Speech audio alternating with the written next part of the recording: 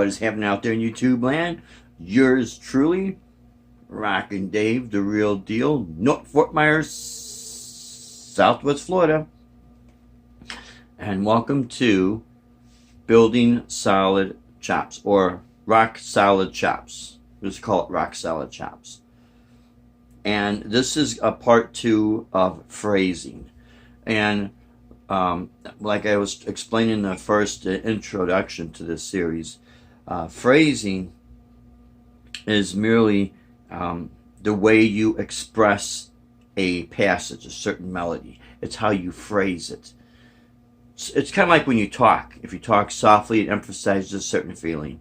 If you talk loudly, that also emphasizes a certain feeling.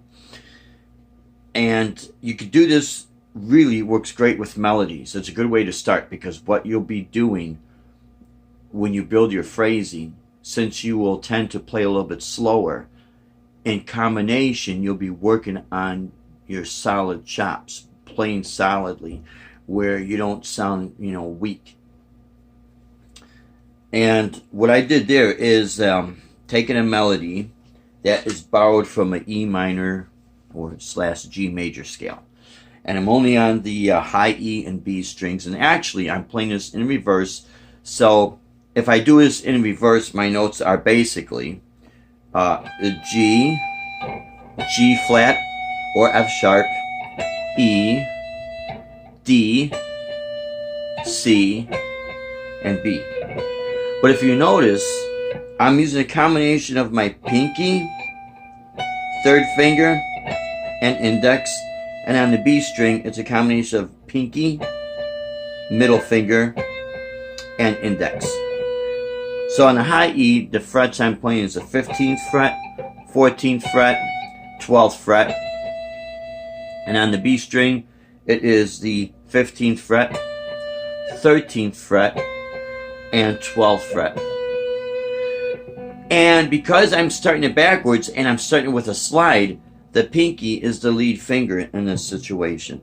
And this is a really good exercise to build that coordination up, that strength up, for the pinky. Because a lot of people, they'll say the pinky is their weakest finger.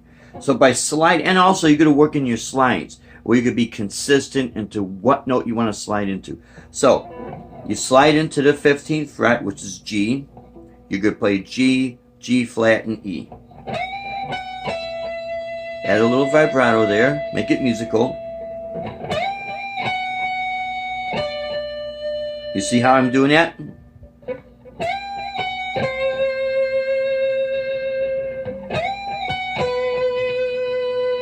So if you have a situation where, the pinky's weak and then you got this combination that you're not really too used to doing. I mean, you could definitely do something like this after the first passage.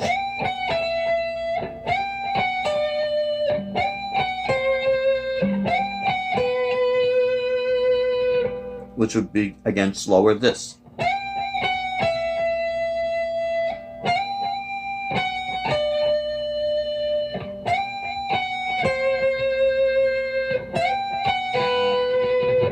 But if you really want to work out this combination, ring finger, third finger and pinky, try this. Then for the second passage,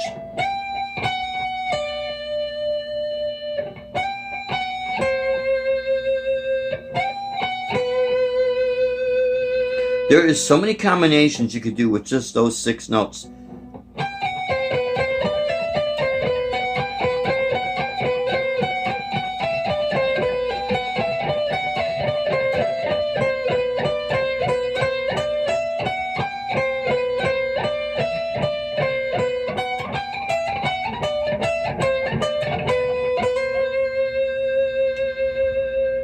So review this video as many times as you need and take your time with it. Don't worry about trying to get it fast. When you get it fast, it'll sound even better when you need it to, when you need to play it fast.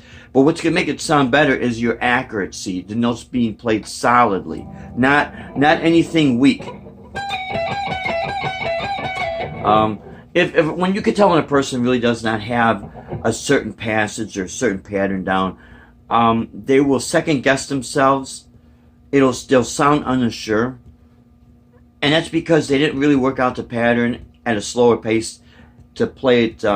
So first of all, it could come out solidly, but then if they do have to play it slower, now they'll be able to make it sound musical, and this is how you could really start building on your phrasing. Because really, when you play melodies at a slow pace, you are building a pattern playing. You're building to make the notes sound solid. So every time you play it, it's very strong. It's not weak.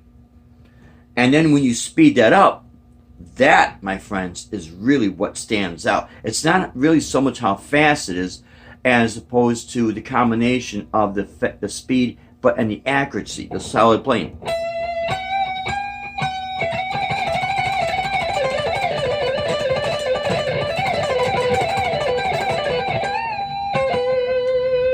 I always try to make the notes sound solid and as strong as possible. That's why I really tend to have less distortion or high gain and more of an overdrive, less sizzle in my lead lines, because I really like those notes to stand out.